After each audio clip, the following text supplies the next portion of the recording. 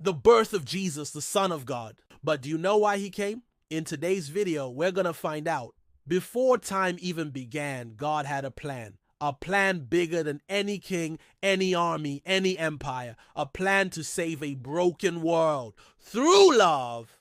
You see, God created the world and he made people in his own image, but they fell away from him. They chose sin over holiness, darkness over light, and death over life. And God, being a God of love, could not send them to eternal death. So he made a way for them to have everlasting life in heaven. And that way was through Jesus. Jesus Christ wasn't just an idea. He wasn't just a prophet. He was and is the Son of the living God, God's word made flesh. He left heaven perfection to walk this broken earth for you, to walk in our shoes, so to speak, so that he could show us the way back to God.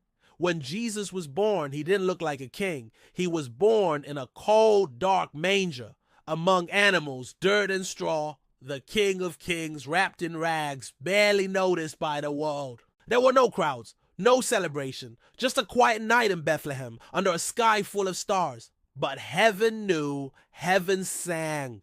Angels rejoiced because hope had come to earth. As Jesus grew up, he grew in wisdom and strength, and at 12 years old, he was already teaching in the temple, amazing the teachers with his understanding. But Jesus didn't come to show off. He came to serve.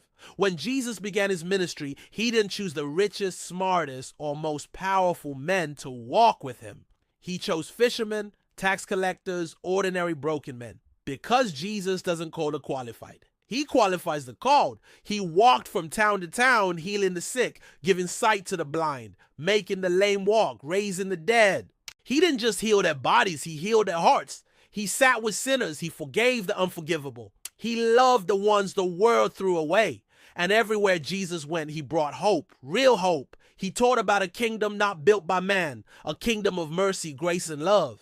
He told people, "Come to me, all you who are weary and burdened, and I will give you rest." Matthew 11:28. But not everyone loved him. Religious leaders hated him. The government feared him. Crowds that once cheered him turned against him. And Jesus knew.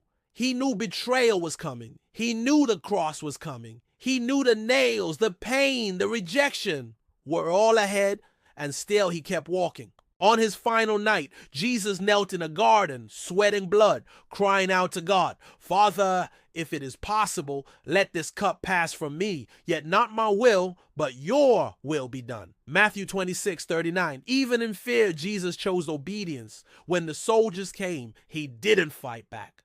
When the crowd spat on him, he didn't curse them. When the nails pierced his hands and feet, he didn't call down angels to stop it. He hung on that cross, bloody, beaten, mocked, and with his last breath, he said, "It is finished." John 19:30. It is finished. The debt was paid. The curse was broken. Sin was defeated. And when his body was placed in that tomb, it looked like the end. But it wasn't. On the third day, the stone was rolled away. The grave couldn't hold him. Death couldn't beat him. Jesus rose. The scars remained in his hands, but the victory was sealed in his spirit.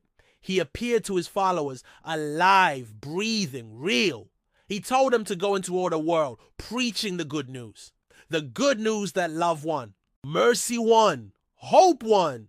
And Jesus promised he would come again, not as a suffering servant, but as a victorious king.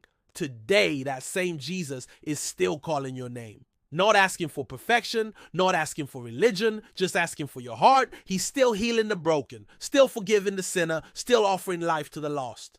Because the story of Jesus didn't end at the cross. It didn't end at the empty tomb. It lives on in every heart that says yes to him. No matter what you've done, no matter how far you've run, Jesus still loves you. And he's still reaching out his nail-scarred hands to say, "Come home." This is the story of Jesus. The greatest love the world has ever known. A love that never gave up. A love that never will.